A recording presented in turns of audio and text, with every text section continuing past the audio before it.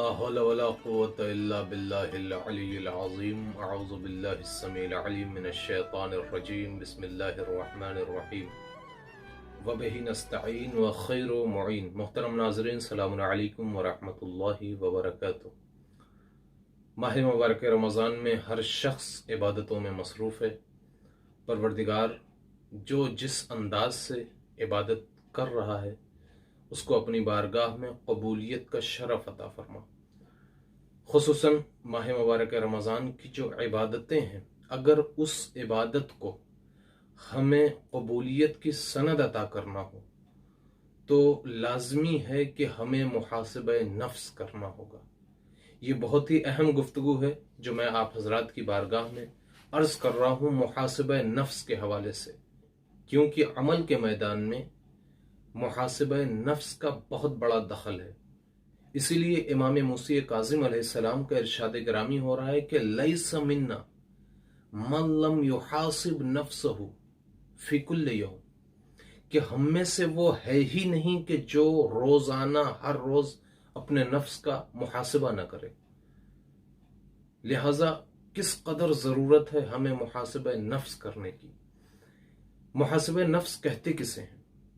محاسبہ نفس اس شے کو کہتے ہیں کہ جب ہم اپنی تمام تر مصروفیات سے فارغ ہو کر، دنیا داری سے فارغ ہو کر، اپنے امور خانہ سے فارغ ہو کر جب ہم رات کی آغوش میں پہنچیں اور بستر پر لیٹیں تو اپنے کو تنہائی میں پہنچا کر ایک مرتبہ اپنے آپ سے سوال کریں، اپنے نفس سے سوال کریں کہ آج ہم نے کون سا ایسا کام کیا جو نہیں کرنا چاہیے تھا، اور کون سا ایسا کام نہیں کیا جو کرنا چاہیے تھا۔ ہمیں آئندہ کیا کرنا چاہیے، کس چیز سے بچنا چاہیے، کس کام کو انجام دینا چاہیے۔ اسی مرحلے کو محاسبہ نفس کہا گیا ہے۔ لیکن آج ہم اپنا محاسبہ نہیں کرتے بلکہ ہم لوگوں کا محاسبہ کرنے میں لگے ہوتے ہیں کہ وہ ایسا کیوں ہے، اس نے ایسا کیوں کیا، وہ ایسا کیوں کر رہا ہے، وہ لہذا ہمیں خود اپنے نفس کے لیے کہا گیا ہے کہ ہم اپنے نفس کا محاسبہ کریں۔ اولیاء کائنات فرماتے ہیں حاسب نفسک لنفسک، تم اپنے نفس کا محاسبہ کرو، تم اپنے گریبان میں، اپنے ضمیر میں جھانک کر دیکھو کہ ہمیں کیا کرنا ہے، ہمیں کیا کرنا چاہیے۔ لہذا ماہ مبارک رمضان میں اگر اپنی عبادتوں کو واقعاً چار چاند لگانا ہے تو محاسبہ نفس کرتے ہوئے ہمیں عبادتوں کو انجام دینا چاہیے۔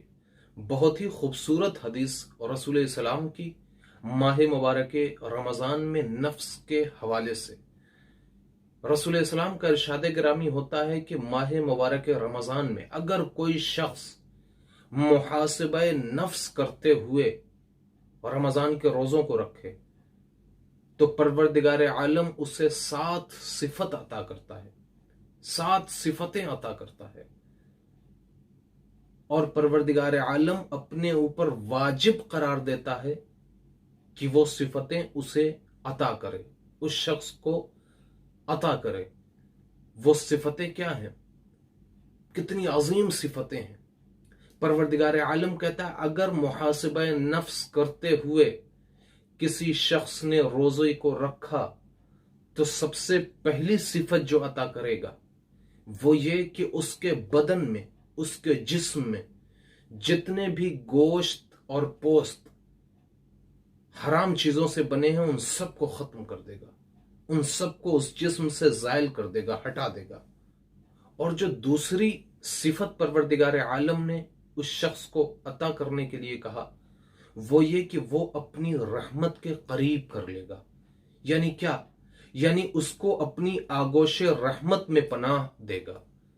اور پروردگار عالم اس شخص کو کہ جو محاسبہ نفس کرتے ہوئے ماہ مبارک رمضان کے روزے کو رکھتا ہے تو پروردگار عالم تیسری صفت کیا عطا کرتا ہے؟ اس روزے دار کے روزوں کو اس کے باپ کے تمام گناہوں کا کفارہ قرار دیتا ہے۔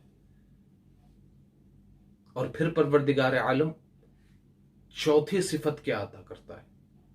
चौथी सिफत ये कि परवरदिगार आलम ऐसे रोजेदार को कि जो रोजा रख रहा है मुहासिबा नफ्स करते हुए, उसको सुकरात मौत से महफूज रखता है, सुकरात मौत से बचाता है।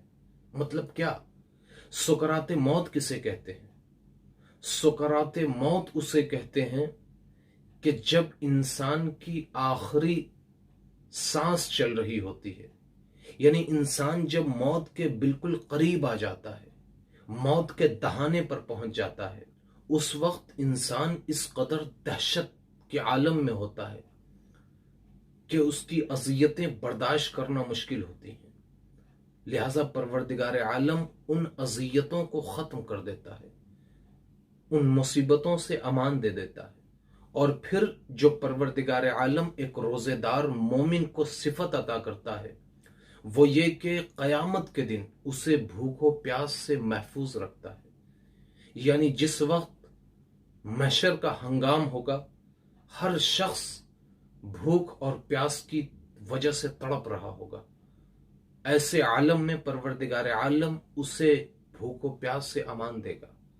और फिर परवरदिगार आलम ने इरशाद फरमाया, मैं उसे जहन्नम से बरी कर दूंगा, यानी जहन्नम की सख्तियों से और जहन्नम की आग से उसे आजाद कर दूंगा। और फिर परवरदिगार आलम उसे जो सिफत अता करेगा वो ये कि जन्नत के मेवे अता करेगा और जन्नत के दरवाजे उसके लिए खोल देगा। और यही वो शख्स है कि जो वाक़ईन